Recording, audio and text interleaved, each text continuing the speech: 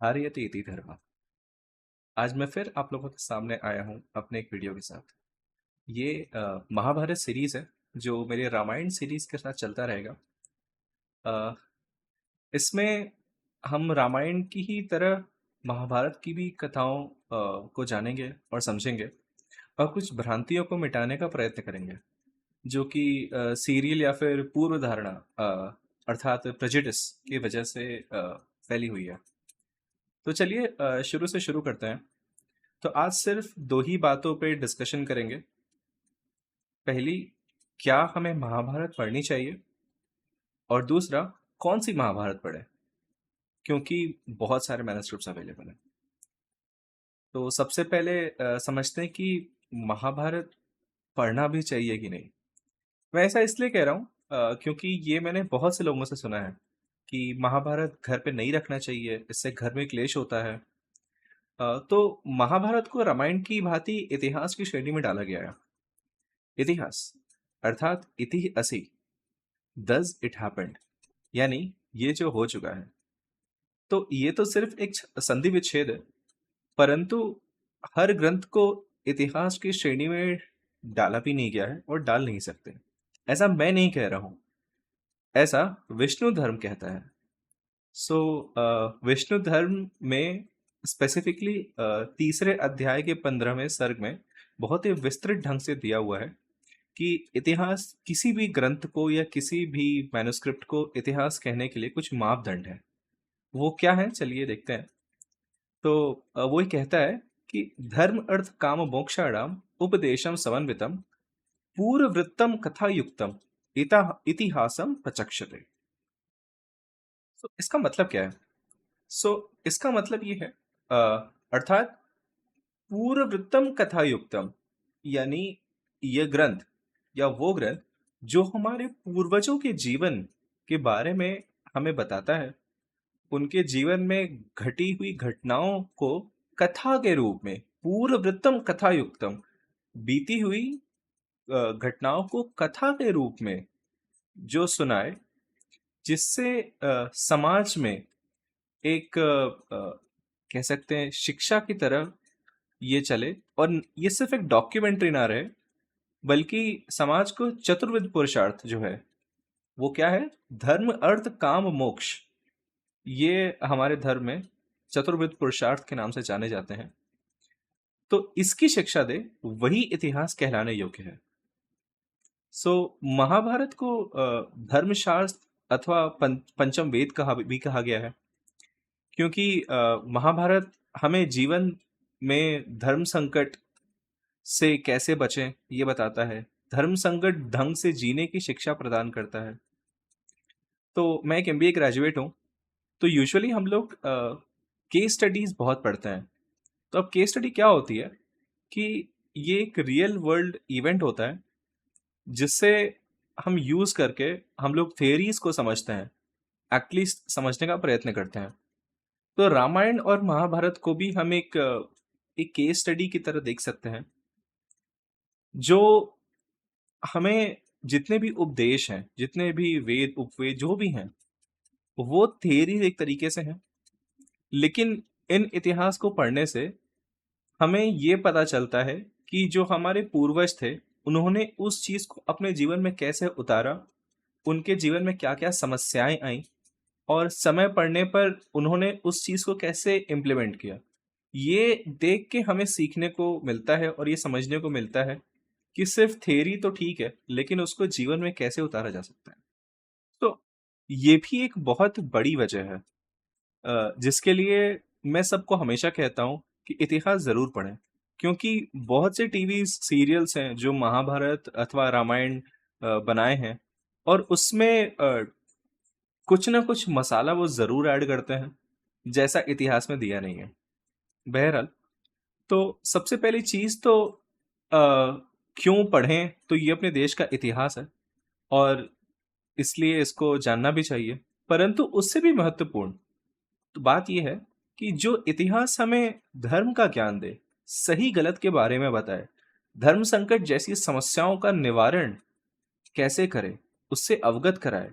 और सबसे बड़ी बात, इस धर्म शास्त्र में भगवत गीता जैसा उपदेश है। सो ऐसे ग्रंथ को, ऐसे इतिहास को अपने घर में रखें या ना रखें, और इसको पढ़ें या ना पढ़ें, मेरे ख्याल से ये मैं आपके ऊपर छोड़ूंगा। मैं तो इसका अध्ययन लगभग डेली करता हूँ, और मुझे इससे काफ़ी कुछ सीखने को मिलती है। तो ये मैं आपके ऊपर छोड़ता हूँ कि इसको आपको पढ़ना चाहिए कि नहीं पढ़ना चाहिए। सो अब दूसरा सवाल ये है कि कौन सी महाभारत पढ़े। ये एक बहुत इंपॉर्टेंट क्वेश्चन है, क्योंकि ये सवाल नया नहीं है, ये सवाल बहुत पहले से पूछा जा रहा है। इसको बहुत समय से लोग जानना चाहते हैं, बिकॉज बहुत सारी मैन्युस्क्रिप्ट्स अवेलेबल हैं। सो एसेंशियली मैन्युस्क्रिप्ट्स दो टाइप में अवेलेबल हैं। पहला है जो व्यास रचित महाभारत है, उन्हीं के वर्जन्स हैं, ठीक है। और दूसरे टाइप के जो मैन्युस्क्रिप्ट्स हैं वो हैं नाट्य हैं, या कुछ कथाएं हैं, जैसे भील महाभारत है, अथवा लोगों ने अपने ही इंटरप्रिटेशन दिए हैं, जिसमें उन लोगों ने बहुत अलग अलग कैरेक्टर्स के दृष्टिकोण के हिसाब से लिखा है, ऐसा क्लेम किया है।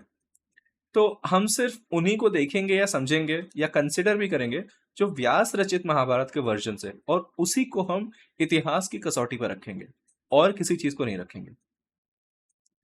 तो फॉर एग्जाम्पल, जैसे व्यास रचित महाभारत के बहुत से वर्जन्स हैं। जैसे मैं कुछ आपको बता देता हूँ। जैसे गीता प्रेस की बहुत प्रचलित है, गीता प्रेस की महाभारत। देन फिर एक आती है के.एम. गांगुली एडिशन है, जो बंगाल एडिशन है महाभारत की। फिर एक नॉर्दर्न रिसेंशन है, जिसको हम नीलकंठ कमेंट्री कहते हैं, वो भी व्यास महाभारत पे ही है। फिर एक कुंभकोणम है, वो बहुत बड़ी है, और वो सदर्न रिसेंशन है। इनफैक्ट कुंभकोणम या जो दक्षिणात्य महाभारत है, वो सारे मैन्युस्क्रिप्ट्स में सबसे बड़ी है, तो वो भी एक है। फिर आती है क्रिटिकल एडिशन, या हम कह सकते हैं उसको पूना एडिशन, या हम उस एक और नाम है उसका, भंडारकर ओरिएंटल रिसर्च इंस्टीट्यूट, बोरी addition of Mahabharat.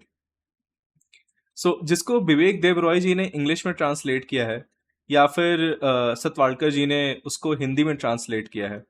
Critical edition essentially एक रिसर्च कंपाइलेशन है। इन सभी व्यास महाभारत के जो वर्जन्स हैं, उसको पढ़ने के बाद और अध्ययन के बाद, इनमें से वो इस चीज का एनालिसिस उन्होंने किया कि जितने भी वर्जन्स अवेलेबल हैं, फिर वो किसी भी लिपि में हो, लाइक देवनागरी में हो या फिर दूसरे लैंग्वेजेस हो, किसी में भी अवेलेबल हो, उन सबको उन्होंने लिया, और उन सबको उन्होंने पढ़ना शुरू किया कि ओके, ये स्टोरी या ये श्लोक जो है इन इन वर्जन्स में है, इन इन वर्जन्स में नहीं है। तो उन्होंने ये देखा कि जो भी स्टोरी या श्लोक मैक्सिमम वर्जन्स में है, उसकी कंसिस्टेंसी हो, उसमें कंसिस्टेंसी ज्यादा दिख रही है, तो उसको उन्होंने रखा है, और ऐसे ऐसे करके उन्होंने पूरा कंपाइल किया है। सो एसेंशियली वो ये कहना चाहते हैं कि ये जो वर्जन है, ये सबसे ज्यादा कंसिस्टेंट है। तो इवन जिसको आज जितने भी रिसर्चर्स हैं जो महाभारत का अध्ययन करते हैं, वो भी इसको one of the most accurate मानते हैं। सो लगभग बोरी ने जब क्रिटिकल एडिशन पे काम शुरू किया था, तो गीता प्रेस ने भी उसी समय ट्रांसलेशन शुरू किया था महाभारत की जो नीलकंठ कमेंट्री है उस पे।